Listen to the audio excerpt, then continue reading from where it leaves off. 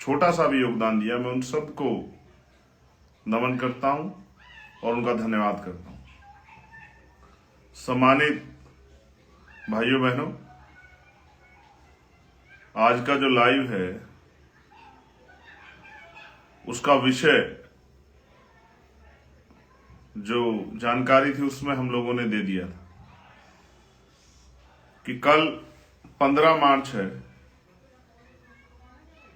15 मार्च दो तरह से बहुत अहमियत रखता है मेरी जिंदगी में।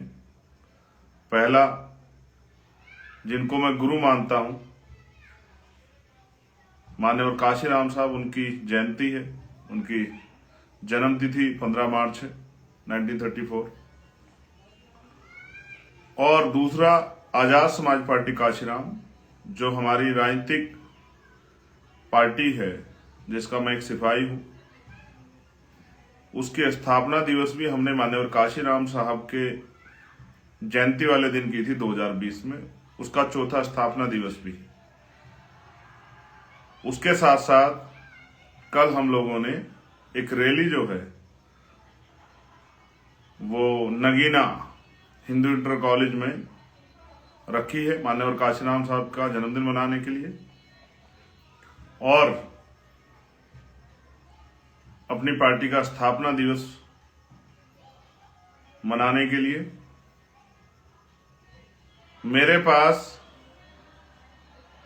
सोशल मीडिया एक हथियार है जिसके जरिए मैं अपनी बात को, क्योंकि हमें कैडर में सिखाया गया कि व्यक्ति राज नहीं करता, विचार राज करता है। जो अपने विचार को ज्यादा लोगों तक पहुंचाकर उस विचार पर लोगों को तैयार कर लेता है, सहमत कर लेता है, वही लोकतंत्र में जिनके पास बहुमत होता है उन्हीं का शासन आता है। तो मैं इसलिए आज का जो मेरा लाइव है वो पहला, आप सबको, सब देशवासियों को, दुनिया में काशीराम साहब को मानने वाले सभी उनके अनुयायियों की जयंती की हार्दिक बधाई देने के लिए, और पूरी दुनिया में रहने वाले आजाद समाज पार्टी काशीराम भीम आर्मी के समर्थक साथियों को, जो देश भर में रहते हैं उनको भी, और जो देश से बाहर रहते हैं, जो समय समय पे कभी अपने हौसलों से, कभी मुझे समझा के, मार्गदर्शन करके, और कभी कभी मेरे कहे पर दुनिया में आंदोलन करके, जैसे हाथरस के इशू पे किया था, मेरी ताकत को बढ़ाने वाले मेरे उन सभी बड़े भाइयों को, अपने संतों, गुरुओं, महापुरुषों को जो वहां रहते हैं, उनको भी मैं इस बात की बधाई देता हूं कि आपका छोटा सा दल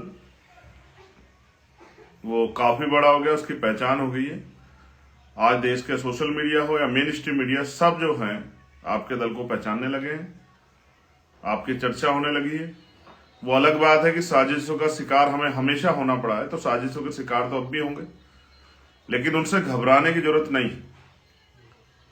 ये साजिशें जो हैं, कोई ऐसा व्यक्ति नहीं जिसके साथ साजिशें नहीं होती, और अगर साजिशों से डर जाएं तो फिर आपके अंदर क्षमता नहीं है।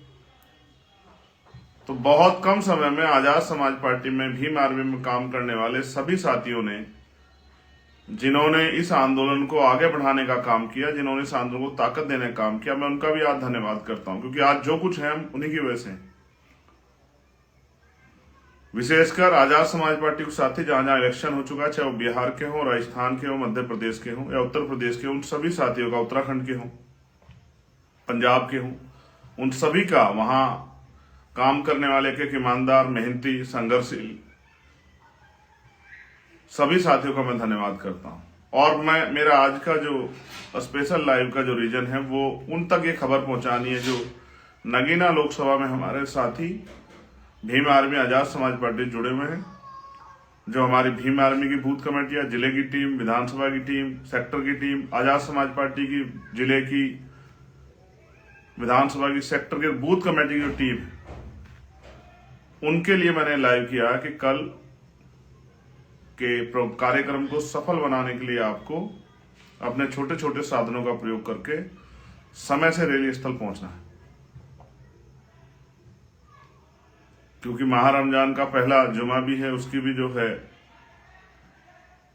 रमजान माह के पहले जुमे की भी कल के लिए आपको अभी से बधाई। तो मैंने आपको बताया कि कल जो है रैली स्थल पे आपको 11 बजे तक, लगभग 10:30 11 बजे तक आपको पहुंचना है। कल हम लोग बहुत सारे संकल्प भी लेंगे और आज के दौर में हम लोग किस तरह से कामयाब हो सकते हैं, किस तरह से हमें आगे बढ़ना है, इसके दिशा निर्देश भी देश भर के कार्यकर्ताओं को उस रैली स्थल से दिए जाएंगे।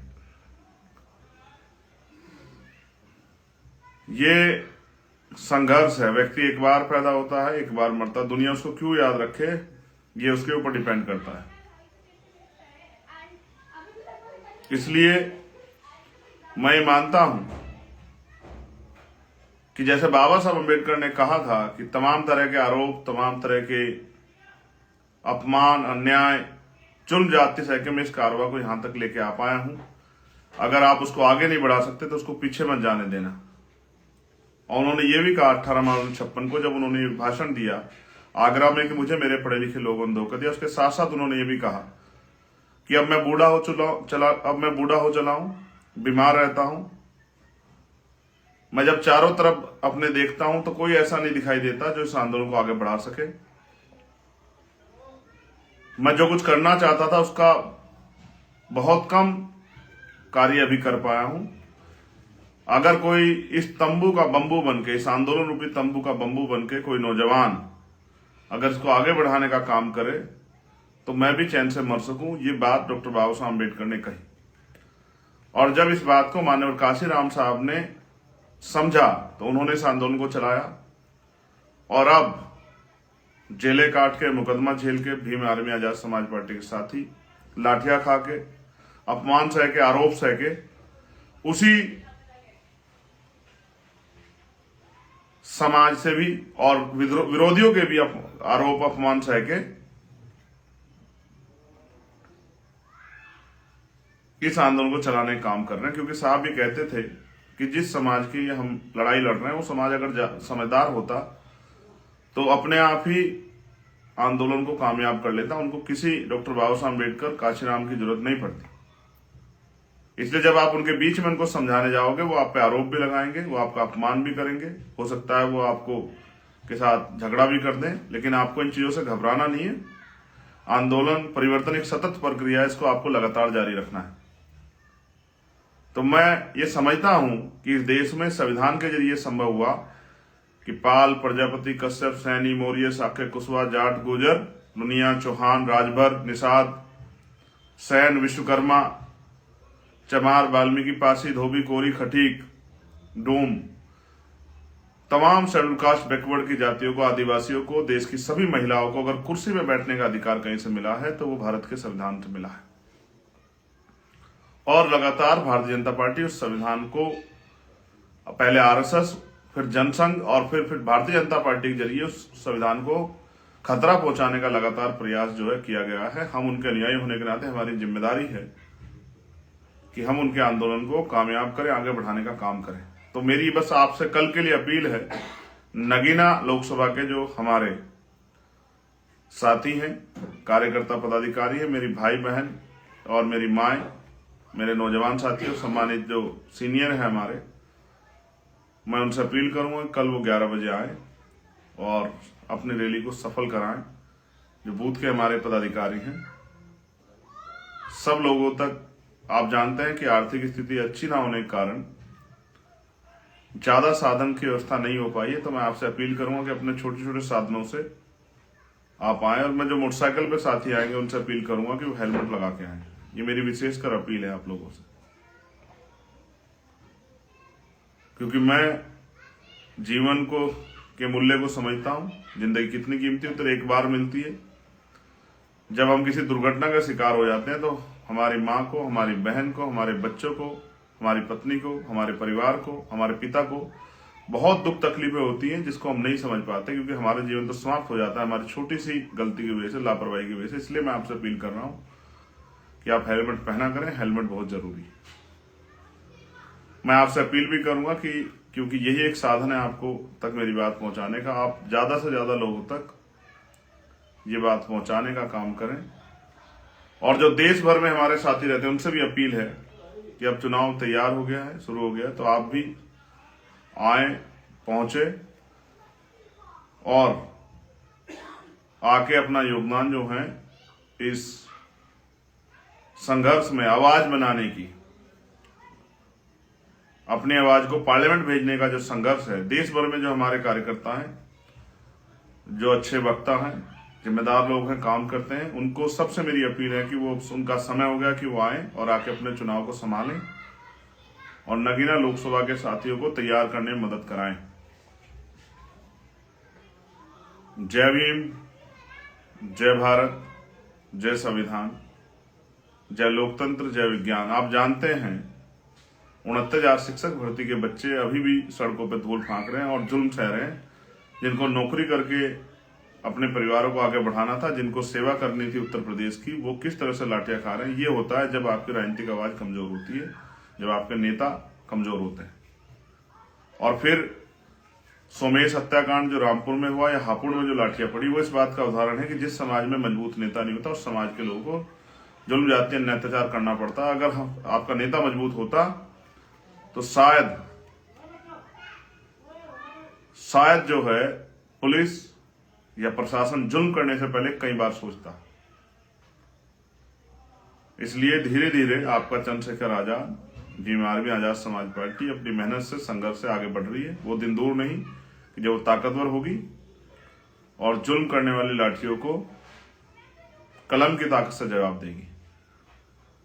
जिस तरह से अपराध जो है उत्तर प्रदेश या देश के बहुत सारे कोनों में बढ़ रहा है, वो उसका सबसे बड़ा उदाहरण है कि सत्ता निरंकुश हो चुकी है। जो साथी वहां काम कर रहे हैं, मैं उन सब का भी बहुत धन्यवाद करता हूं, जो साथी वहां के काम कर रहे हैं। नीचे से आम कार्यकर्ता लेकर पदाधिकारी का मैं धन्यवाद करता हूं। और मैं पुनः आपसे कहता हूं कि रख हौसला और मंजर भी आएगा, प्यासे के पास चलकर समंदर भी आएगा। यूं थक हार कर ना बैठ मंजिले मुसाफिर, मंजिल भी मिलेगी और मिलने का मजा भी आएगा। मैं अकेला ही चला था जाने में मंजिल, लोग मिलते गए और कारवा बनता गया। ये कारवा बहुत दूर तक जाएगा और इस कारवा की शक्ति से बहुजन समाज अपने आप को गौरवान्वित महसूस करेगा, ऐसा मेरा विश्वास है। बहुत बहुत धन्यवाद। जय भीम, जय भारत। आप सबके लिए मंगल कामनाएं। फिर आपसे मुलाकात होगी और नगीना लोकसभा के साथियों से कल रैली स्थल पर मुलाकात होगी। धन्यवाद।